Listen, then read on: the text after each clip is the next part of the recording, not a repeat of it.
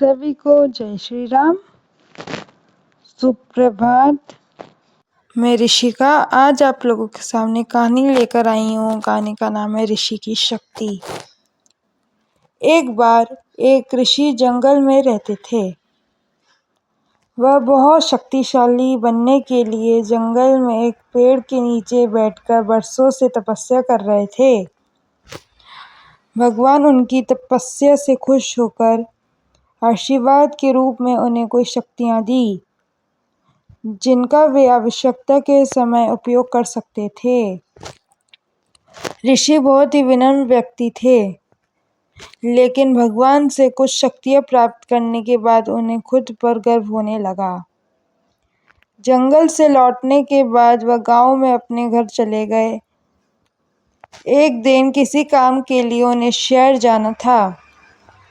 बीच में एक नदी थी, जिसे शहर जाने के लिए पार करना पड़ता था। नदी पार करने के लिए नदी के दोनों किनारों पर नाव और नावें चलने वाले उपलब्ध थे।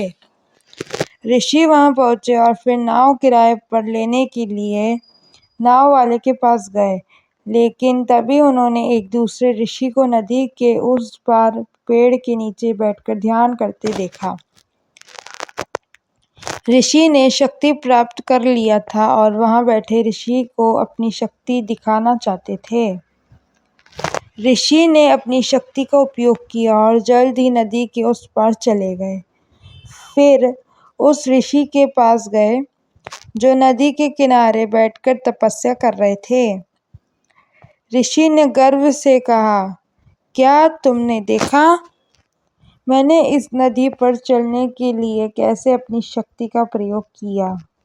क्या आप ऐसा कर सकते हैं? दूसरा ऋषि ने उत्तर दिया, हाँ, मैं ऐसा कर सकता हूँ, लेकिन क्या आपको ऐसा नहीं लगता एक छोटी सी नदी पार करने के लिए आप अपनी मूल्यवान शक्ति को नष्ट कर रहे हो? जब आप किसी ज़रूरतमंद की मदद करने के लिए और दूसरों के अच्छा करने के लिए उसी शक्ति का प्रयोग कर सकते थे, फिर भी आपने इस नदी को पार करने के लिए अपनी मूल्यवान शक्ति का प्रयोग किया। जैसे आप वहां खड़े नाव वाले को कुछ पैसा देकर नदी पार कर सकते थे। ऋषि को अपनी गलती का एहसास हुआ और उन्होंने उनसे माफ़ी मांगी। दूसरा ऋषि उस ऋषि को अपनी गलती का एहसास करने के लिए धन्यवाद दिया। शिक्षा। साथियों, अगर हम किसी शक्ति को हासिल करते हैं तो हमें शक्ति का प्रयोग सिर्फ दिखावे के लिए करने के बजाय दूसरों की मदद करने के लिए करना चाहिए। सदैव प्रसन्न रहिए, जो प्राप्त है वही पर्याप्त है। धन्यवाद। जय हो, सदा विजय हो।